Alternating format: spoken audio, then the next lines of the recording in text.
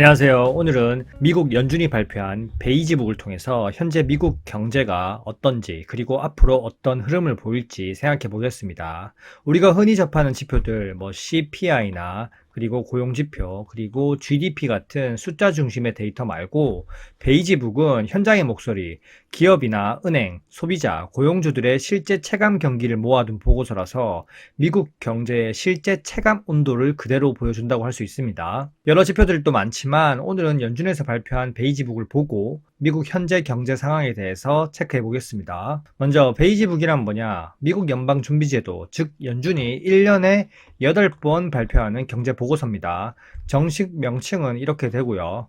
현재 경제 상황에 대한 지역별 요약입니다. 12개의 연방은행 관할 지역에서 실제 기업, 은행, 소비자 인터뷰를 통해서 실제 경제 체감을 담아내고 있고요. 쉽게 말해서 미국 전역의 경제 현장 상황을 생생하게 취재해서 만든 보고서라고 생각하시면 됩니다. 그래서 단순히 숫자만 보는 지표보다 훨씬 현실적이고 연준의 금리 정책 방향을 가늠하게 하는 중요한 단서가 되고요. 렛츠고! 이렇게 베이지북이 중요한 이유는 FOMC 회의 2주 전에 공개되는데 연준이 금리를 올릴지 내릴지 결정하는 FOMC에서 이 베이지북 내용을 참고합니다. 만약 베이지북에서 물가가 많이 오르고 고용시장이 너무 뜨겁다 이런 내용이 많으면 금리 인상 가능성이 커지고요. 반대로 소비가 위축되고 있고 기업들이 불안해하고 고용시장이 우려된다. 그러면 금리 인하 가능성이 올라갑니다. 즉 FOMC 이전에 금리 정책의 주요 참고 자료로 쓰입니다. 베이지북을 보면 정말 페이지 수가 어마어마합니다. 내용을 보면 정말 많고요. 이것을 우리가 다 일일이 읽으면서 확인하기는 정말 어렵습니다. 그렇기 때문에 요약해서 한번 살펴봐야 되고요. 저와 함께 살펴볼게요. 12개 관할 지역에 대해서 현재 경제 활동에 대한 평가를 한번 보시면 3개 구역에서는 약간 혹은 완만하게 늘어났고 5개 구역에서는 변화가 없었고 4개 구역은 약간 줄었다고 평가했습니다. 즉 일부 지역에서는 완만한 개선 신호가 보였지만 다수 지역에서는 정체 또는 소폭 약화가 관찰됐고요. 결론적으로 미국 전역이 균일하게 강한 경기 회복을 보이지 않는다는 점입니다. 그러면 12개 관할 지역에 대해서 향후 경제 전망에 대한 평가를 보시면 2개 구역은 경제 활동 증가를 예상하고 있고 10개 구역은 보합 또는 소폭 둔화를 전망하고 있습니다. 많은 지역에서 불확실성, 관세나 정책, 수요 약화 이런 활동들이 억제될 수 있다는 표현이 반복적으로 사용되고 있고요. 소비 둔화와 고용시장 악화가 본격화되고 있고 관세와 비용 상승 압박으로 인해서 경제 위축 우려가 상당히 강합니다. 따라서 연준의 통화 정책은 데이터 의존하면서 관망으로 유지할 가능성이 큽니다. 즉 금리 인하 시점은 데이터에 따라서 탄력적이라는 뜻이고요.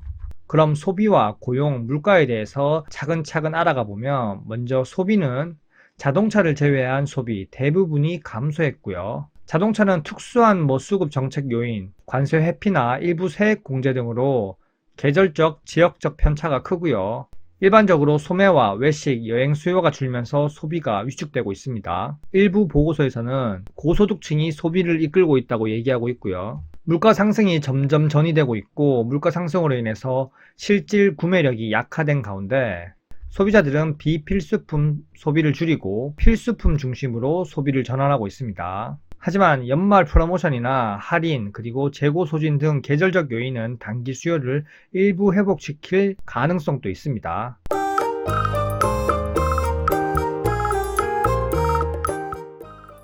고용에 대해서 살펴보시면 베이지북은 절반 지역에서 노동 수요가 약화됐다고 얘기했고 많은 고용주가 채용을 지연하거나 그리고 퇴사자 충원을 하지 않는 자연 감소 방식으로 인력 수준을 관리하고 있다는 점이 나왔습니다. 임금은 전반적으로 보합 또는 완만한 상승에 머물고 있고요. 즉 노동시장이 아직까지 붕괴는 아니지만 강한 고용 확장 신호도 약화된 상태입니다. 기업들이 수요 불확실성을 이유로 채용을 보류하면서 소비 약화로 이어지는 악순환이 이어질 수 있는 구조고요. 연준 입장에서는 고용 둔화가 명확해지면 통화정책 완화, 즉 금리 인하 고려 요인이 되지만 물가가 여전히 올라간다면 판단하기가 어렵겠죠. 그럼 물가를 보겠습니다. 물가 상승은 대부분의 지역에서 완만하게 상승하고 있다고 보고됐고요. 특히 수입 비용과 관세가 투입비 상승의 주요 요인으로 꼽히면서 가격 상승이 보고되고 있고 기업들이 초기에는 마진을 흡수하면서 가격 인상을 미뤘지만 비용이 지속적으로 상승하고 있고 결국 소비자 가격으로 전가될 가능성이 높다는 지적이 있습니다. 결국 물가 상방 리스크와 수요 둔화가 동시에 존재하는 국면이고요. 이렇게 되면 연준은 경기 둔화 신호만으로 성급히 금리를 내리기보다 물가 흐름을 또다시 중요시하게 볼 가능성이 큽니다.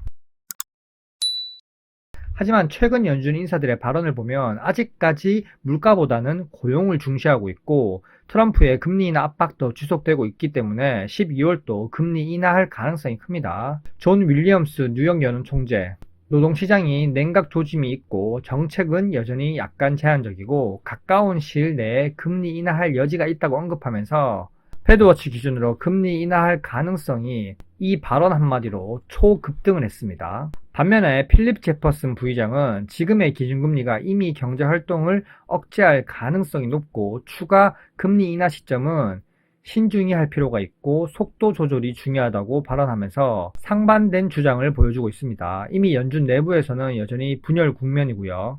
지금 노동시장이 둔화되고 있고 인플레이션 상방 리스크가 있고 연준은 정책적 딜레마에 빠졌습니다. 하지만 다수가 노동시장 약화에 더 무게를 두고 있고 금리 인하 가능성도 열어뒀고요. 하지만 시장은 혼란을 겪고 있습니다. 셧다운으로 인해서 각종 경제 지표가 딜레이되고 있는 상황에서 연준은 눈앞의 수치보다는 앞으로 나올 데이터 흐름을 보겠다고 얘기한 상황이고요. 결국 데이터를 의존하는 이런 태도가 시장 변동성을 키우는 요인입니다. 결국 베이지북은 GDP나 CPI처럼 숫자 통계 중심이 아니라 사람들의 이야기를 들려주는 보고서라는 점에서 의미가 크고요. 사재기 수요로 인해서 소비가 서서히 둔화되고 있고 기업들은 아직까지 높은 불확실성을 느끼고 있고 관세 정책에 대해서도 불안감을 느끼고 있습니다. 향후의 전망은 관망세가 더 높고요.